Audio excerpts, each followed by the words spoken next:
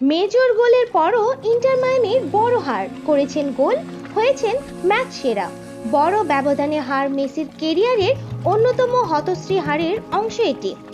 দলে যোগ দেওয়ার পর সবচেয়ে বড় পরাজয়ের স্বাদ পেলেন লিওনেল মেসি। মিনেসোটা ইউনাইটেড বিপক্ষে 4-1 গোলে বিধ্বস্ত হয়েছে আর্জেন্টাইন তারকার দলটি, যা মেজর লিগ সকারে সবচাইতে বাজে পরাজয়। মেজর লিগ সকারে মিনেসোটা ইউনাইটেড দারুণ খেলেছেন লিওনেল মেসি, গোলও করেছেন একটি, এমনকি ম্যান অব দ্য ম্যাচের পুরস্কারও পেয়েছেন বিশ্বজয়ী কিংবদন্তি। তবে এদিন জিততে পারল না তার দল ইন্টার মায়ামি।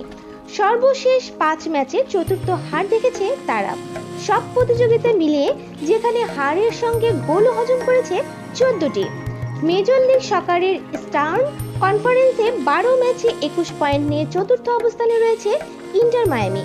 মিয়ামির হয়ে প্রায় 2 বছরের কেরিয়ারের সব প্রতিযোগিতা মিলিয়ে 53 ম্যাচে মেসির অষ্টম হার এটি। মিয়ামি এবং মিনেসোটা ইউনাইটেডের আগে কেবল একবার মুখোমুখি হয়েছিল 2022 সালের জুনে। ওই ম্যাচের ঘরে মাঠে 2-1 গোলে জয় পেয়েছিল মিয়ামি। এবার সেই হারের প্রতিশোধ নিল মিনেসোটা।